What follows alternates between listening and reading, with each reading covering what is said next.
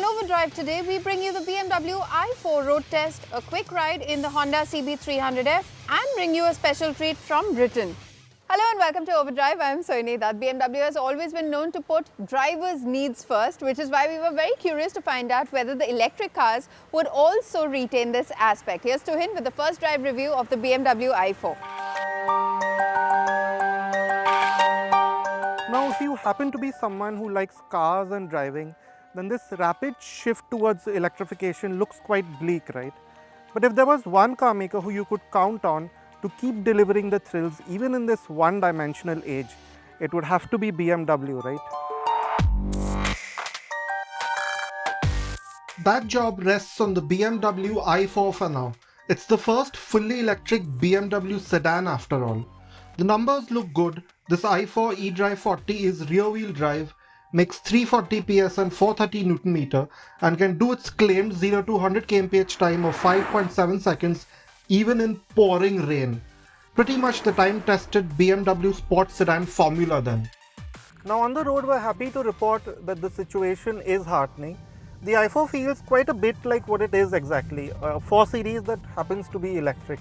So yes, that typical 4-cylinder grumble or that quite lively power delivery that you would otherwise find in a BMW of this type isn't there. It's replaced by quite a monotonous but brisker EV torque delivery, that typically flat EV torque curve. But put it into sport mode and the throttle response is sharp enough to bring back some of that excitement. And of course the steering weighs up and the whole thing feels a touch more engaging then. And of course, you know how when you put your foot down, a BMW always gives you the thrills with that in your seat action. That still continues with the i4.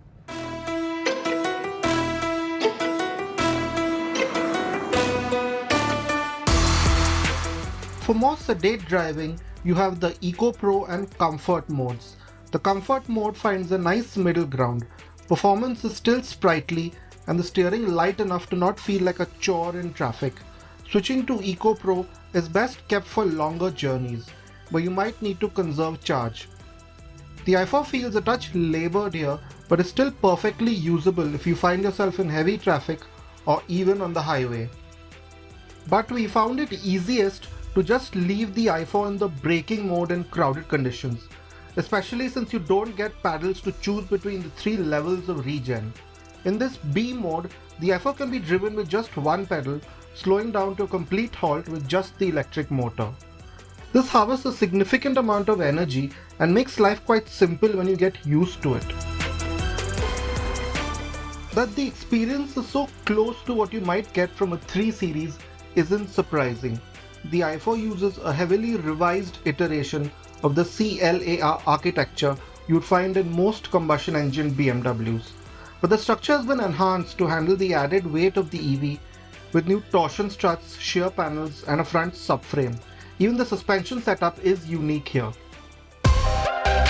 There's not a whole lot to separate the i4 and 320LD in terms of creature comforts. Both get a panoramic sunroof, 3-zone climate control, powered front seats, acoustic glass and leather upholstery. But if you are looking for rear seat comfort and are driven around a lot, the Grand Limousine is the one to pick. It's got a 105mm longer wheelbase than the i4 and has 43mm more rear legroom than a standard 3 Series. Now stepping into the i4 is somewhat of an event thanks to these frameless doors. You find them on most BMW coupes.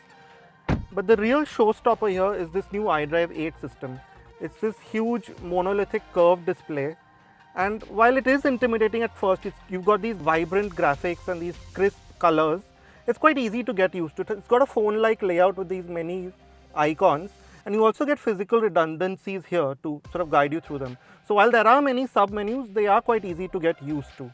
Now the i4's battery is quite slim. It's only about 110mm thick, which means that that low committed driving position that you like in BMW sedans, that has been carried over to an extent. You still sit a bit higher up, the floor is a bit higher, and you still have that large steering wheel perfectly positioned in front of you. Now the disadvantage of carrying on from an ICE architecture is that you don't get those wide open storage spaces that you so expect in an EV.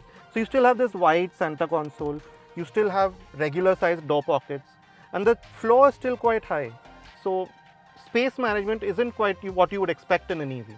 But since everything has been carried over from the IC engined BMWs, you get that same level, that very high level of fit, finish and quality. So in that way, the 70 lakhs that you spend on this feel well worth it. The i4 is best used as a 4-seater. There's more headroom than the sloping roofline suggests, especially if you're of average height. But the marginally higher floor does eat into underthigh support for rear passengers. There's also a large central tunnel that will make life difficult for the third passenger. Boot space is a useful 470 litres, especially with the large hatch and the folding second row. But with the motor at the rear, there is no spare wheel, a significant drawback considering our road conditions. Now another great trait of the i4 is its ride comfort. Even with these 19-inch M Sport wheels, the i4 will handle most of our road imperfections quite competently.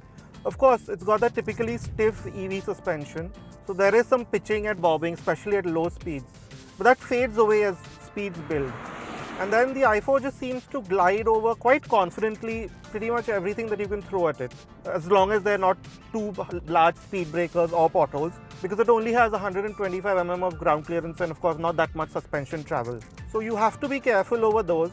But other than that, it's a calming, comforting experience pretty much however you drive it.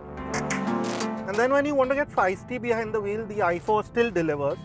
Of course, it can't quite hide its 2-ton curb weight. It's an EV with a large battery pack. But throw it into a corner and you realize that poise and balance that you expect in a BMW sedan, in the way it feels so confident, that's still present.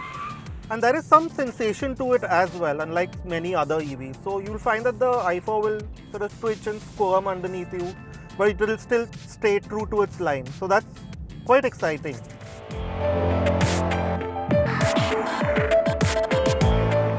But hold on a second, because for a few lakhs more than the i4, about 4 or 5 lakhs, you can get yourself into one of these, a 530i M Sport, which is a proper old school BMW. To start with, it's a bigger car than the i4 and the 3 Series. You will look at the 530i for the sheer driving pleasure it offers. To start with, that 2-litre petrol is fizzy, it's vibrant, it's got great alert power delivery.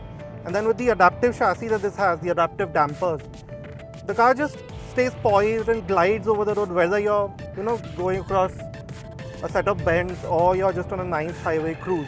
It just feels composed and rock steady all the time. Either way, the BMW i4 should interest you even if you aren't an especially enthusiastic driver. Its WLTP range is 590 kilometers, and in the real world, the i4 does better than most EVs we've driven so far in getting close to these numbers. We managed a city range figure of 495 kilometers, which was largely down to the quite effective B mode. The system recruits a significant amount of energy, and the power unit too seems efficient in general. The addition of a heat pump also adds to this impressive range figure. Equally impressive is the i4's efficiency on the highway. We managed 472 kilometers of highway range. It's only a slight dip, probably down to the commendable 0.24 coefficient of drag. A useful addition is the charging features integrated into the iDrive system. It allows you to control not just preconditioning and set charging schedules, but will even let you control the current level and the cooling fans. Surprisingly, we think the BMW i4 is one of the better value BMWs you can buy right now. Yes, it could do with better practicality and maybe some more creature comforts, but for just under Rs 74 lakh on-road Mumbai, you get an EV with genuine long-distance ability that doesn't seem to come at the cost of driving character. It bodes well for the future. Welcome back, you're watching Overdrive. A third street naked motorcycle from Honda India is crowding the quarter-litre portfolio, and here's Rohit telling you why you might want to take notice of the Honda CB300F. So essentially, the CB300F is another street naked that slots between the Hornet 2.0 and the CB300R. Unlike the Hornet 2.0 though, the CB300F has a more premium positioning and joins the CB300R at the Honda Big Wing dealerships. but undercuts the R by around 50,000 rupees on the ex-showroom price. You could call the CB300F a more aggressive and sportier looking alternative to the 300R, and that too at a bargain. But apart from the name and the wheel and tire sizes, there's nothing common between the 300 siblings. What the F uses in that sense is a completely new platform compared to the CB300R. Like for example, the engine is all new, it is not liquid cooled, the chassis is all new, it is marginally heavier, the suspension is different but very similar in spec and hardware to the Hornet 2.0. With the sharp face and tank shrouds, the CB300F looks smart in my opinion and has the right amount of aggression without going overboard with the styling. And despite that Street Fighter stance, it's pretty comfortable too. The way the tail and the seat is designed, getting astride the motorcycle is not too difficult, both for the rider as well as for the pillion. And a 789mm seat height means that getting both your feet flat on the ground shouldn't be a problem for most average Indian heights. You do get a bit of a bucketed feel in the rider's seat, and that's because of the large tank and the way the rear seat rises. But it's a nice, secure feeling. I also like the way the knee recesses have been designed. So they give you a good grip of the tank despite this matte finish, both under braking and also while cornering. Again, pillion comfort is also going to be quite good, and the way the foot pegs are designed, the geometry for the pillion is also going to be quite comfortable even for those long distance journeys that we're talking about. Compared to the CB300R, the suspension setup is actually quite soft, not just at the front but also at the rear, and when you have a heavy pillion, it sags quite a bit. So adjusting that preload becomes very, very important. Thankfully, it is easily accessible. The suspension out on bad roads through potholes feels nice and soft, so that gives you a good supple ride quality. But astonishingly, around the bends, it doesn't translate into a squishy behavior from the motorcycle. It just goes through those bends with a nice authority. It feels nice and taut. And that long wheelbase, which is longer than the Hornet, the CB300R, the CB200X as well, that long wheelbase really helps. It feels nice and stable through all the corners without really compromising on the flickable nature of the motorcycle. It isn't as sharp as something like a KTM Duke, but you will like the balance it achieves between sporty handling, highway manners, and commuting comfort.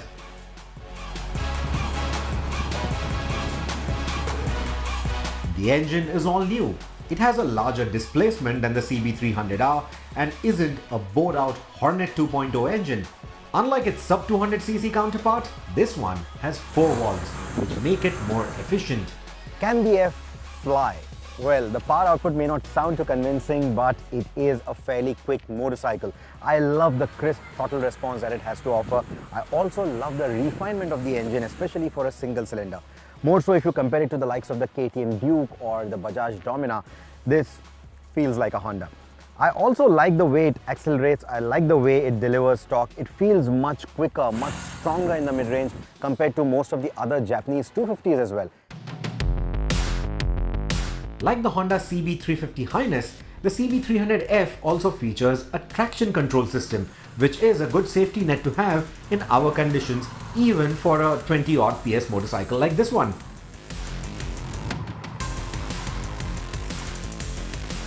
So yeah, it may sound a bit down on power and a bit high on the asking price, but then again, the Japanese reliability, the Honda refinement, the cost of Honda service, all of these are positive factors that will continue to work in the favor of this motorcycle.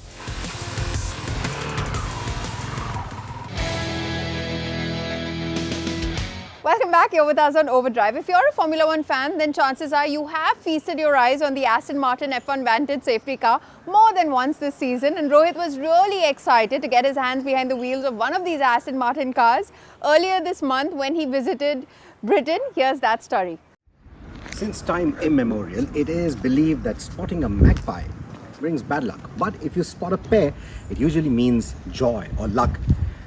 Unfortunately, I didn't have a videographer with me, but on this very roof this morning, I spotted 2 of them. So it looks like it is my lucky day.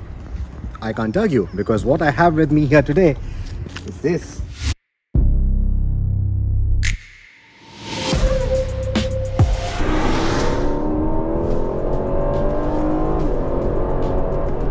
say hello to the Aston Martin Vantage F1. Sure, it's not the V12 Vantage and has the humbler 4-litre V8 shared with AMG, but it's a great starting point. Though available in other colors, the signature shade for the Vantage F1 is green, inspired by the racing green Vantage safety car from Formula 1. The white you see here isn't too bad either. It's an Aston Martin after all and attracts attention anyway. Compared to the standard Vantage, the F1 safety car that you see on your television screens on most Sunday afternoons, it has significant changes or modifications to the suspension, to the aerodynamics, to ensure that it can maintain a healthy pace while leading a pack of Formula 1 cars so that they can maintain their adequate tire temperatures. Most of those modifications find their way on this F1 edition as well.